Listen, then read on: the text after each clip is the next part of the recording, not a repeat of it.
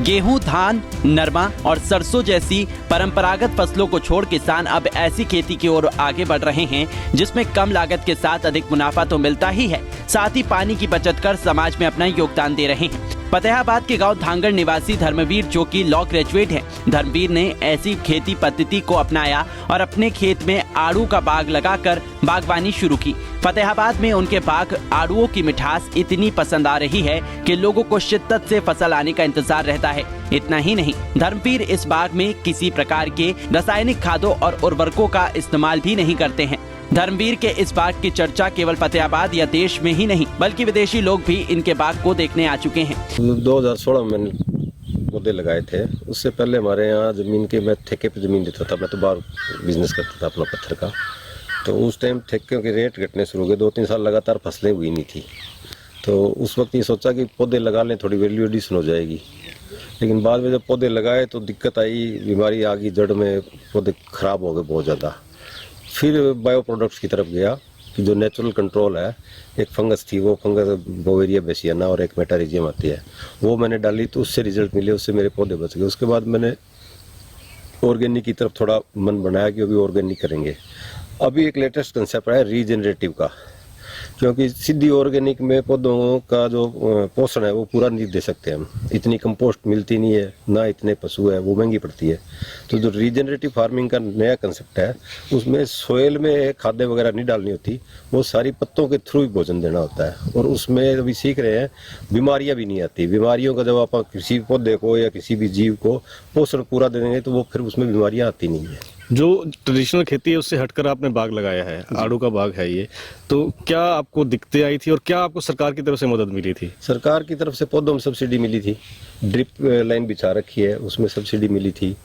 Water tank है, वो हमने कम्युनिटी बेसिस पे लिया था 4 फार्मर्स ने मिलके, तो उसमें पूरा पैसा मिला था। सोलर का कनेक्शन दिया है, वो भी सब्सिडी पे था। अब हर साल अगर टाइमली अप्लाई कर दें तो माइक्रो न्यूट्रेंट का भी कुछ सब्सिडी आती है। वहीं जिला बागवानी अधिकारी श्रवण का कहना है कि किसानों को परंपरागत फसलों को छोड़ सब्जी और फलों की खेती के लिए प्रेरित करने के लिए सरकार ने कई योजनाएं चला रखी हैं, जिसमें किसानों को 50% से 100% अनुदान दिया जाता है और समय समय पर विभाग द्वारा किसानों का मार्गदर्शन भी किया जाता है। दूसरी फसलों के सिवा बागवानी पे जैसे कन्वर्ट होता है, जैसे आपका इसमें सब्जी लगाता है, उसके लिए हम 15,000 पर एकड़, वो है सब्जी के ऊपर भी हम सहायता दे रहे हैं, जो कि पहले मात्र 8,000 रुपये पर एकड़ थी।